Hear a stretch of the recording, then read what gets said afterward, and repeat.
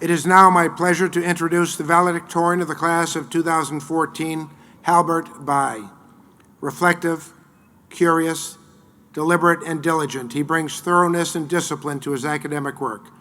Member of the Cum Laude Society, he has earned his peers' respect for his intelligence, humility, and sincere and positive nature.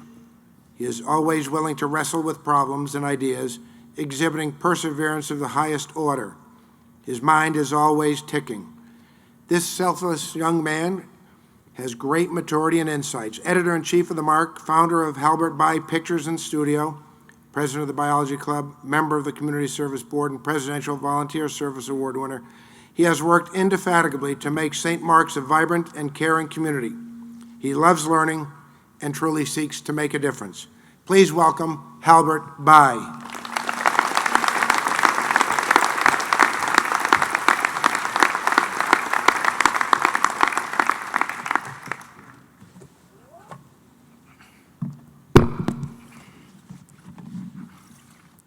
Thank you, Mr. Halbert. I am truly humbled by this honor and express my deepest gratitude for the privilege of addressing the faculty, the senior class, their families, friends, and guests. Tonight is a particular honor for me because my presence on the stage is unlikely. My father was born in Shanghai when the Red Guards ruled the streets and justice was a thing of the past. Raised during a time when education was denigrated, my father worked hard and persevered in his studies. He soon received a scholarship to study in the magical land of America, where dreams can actually come true. From the time I was 18 months old, my dad raised me. A single father with one boy, at first, we had no furniture and no car. The only things we had were a mortgage on our house, a refrigerator, a stove, and a lone mattress. Barely making ends meet, my dad worked 50 to 60 hours a week in his small medical clinic. In the evenings, he made our meals and washed our clothes. During the nights, I remember how I rested my head against his shoulder as he walked me around our house, comforting me. There were times when I did not know who I was and where I belonged, but my dad was always there for me. He took me up in his arms and carried me forward, looking back only to appreciate how far we had come. My dad often said that I was a late bloomer. When I entered the first grade at Plano's Daffron Elementary School, my English was so bad that my teacher sent me to ESL class. Late into the night, my dad would teach me the alphabet and eventually how to read. I even clearly remember how I thought the word "and" was a letter that followed Y and came before Z, as in W, X, Y, and Z.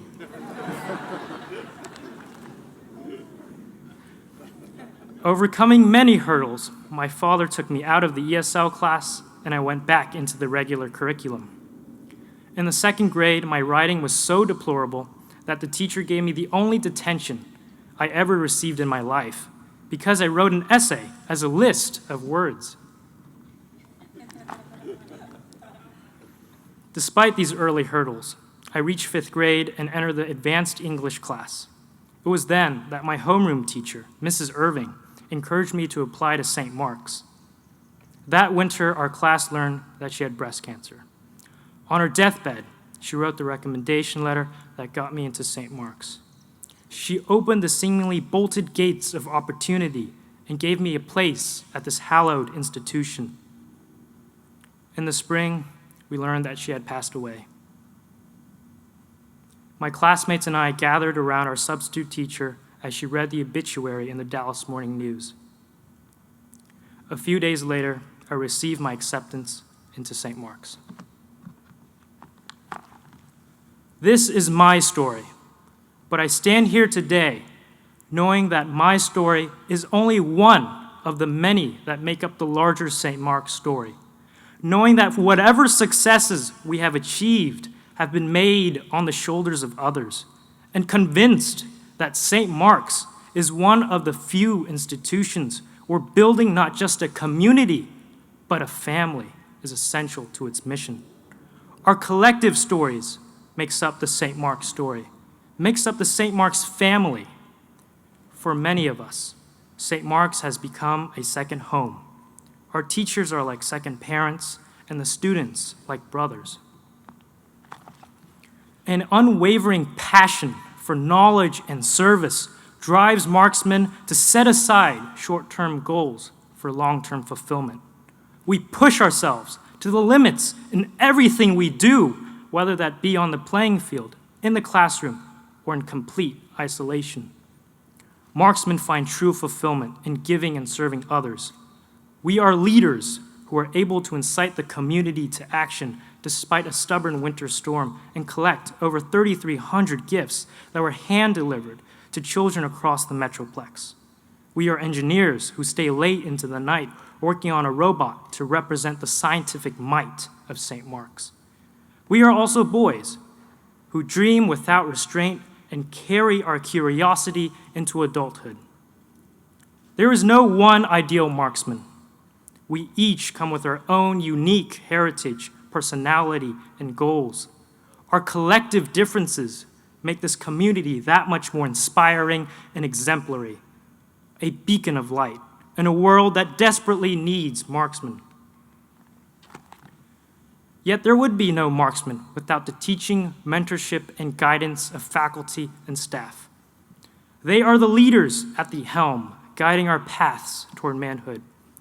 During our time here, we sit on their shoulders like first graders on the shoulders of seniors. We explore vast realms within the arts and sciences in classrooms and laboratories.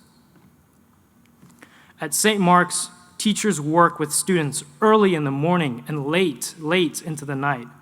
They are willing to sacrifice personal time and energy to make a tremendous impact on our lives and to inspire us to achieve greater goals. Looking out across the lectern, I see countless examples of these exemplary teachers and mentors.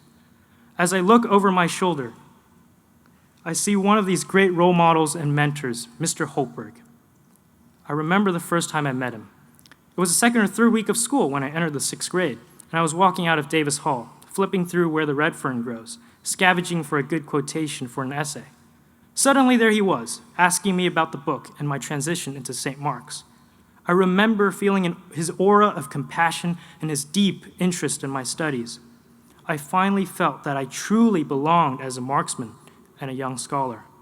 Mr. Halbert, we are immeasurably grateful for your dedication to the boys of St. Mark's. Thanks. The St. Mark's experience is not confined to only 10600 Preston Road. Whether it is the Pecos, the Genesis Women's Shelter, or ISAS, we have broadened our horizons to gain a more complete picture of this complicated but intrinsically beautiful world. For me, photography has become my outlet to explore this world under the mentorship of Mr. Hunt. And it has led me to find pressing problems in the backwaters of our national consciousness that I hope to one day address. One of my most memorable experiences through photography occurred far away in the land of symbolism, symmetry, and spirituality, in a place with a history that is both inspiring and depressing: Cambodia. The magic of Cambodia derives from its people who have an unbreakable spirit and infectious optimism. Through photographing the Cambodian people, I found a new purpose to strive and achieve.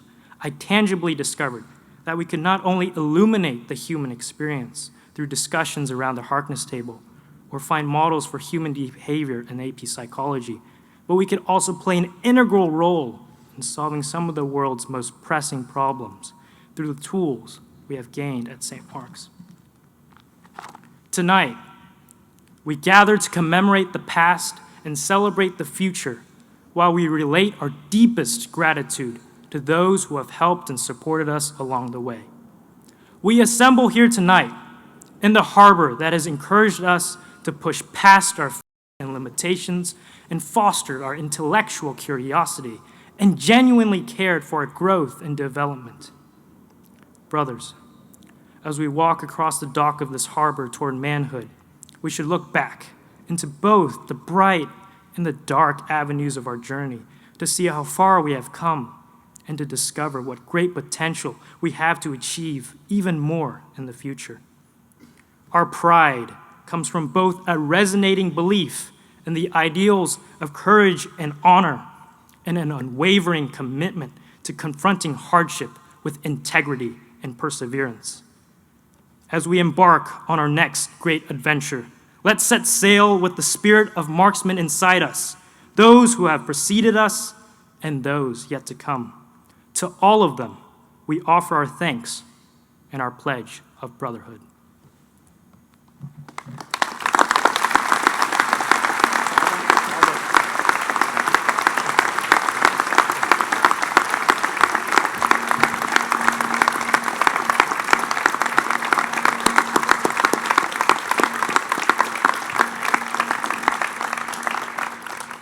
Halbert, by sharing your personal story, you have guided us. You have identified the essence of St. Mark's education and the spirit of this community. Thank you so very much.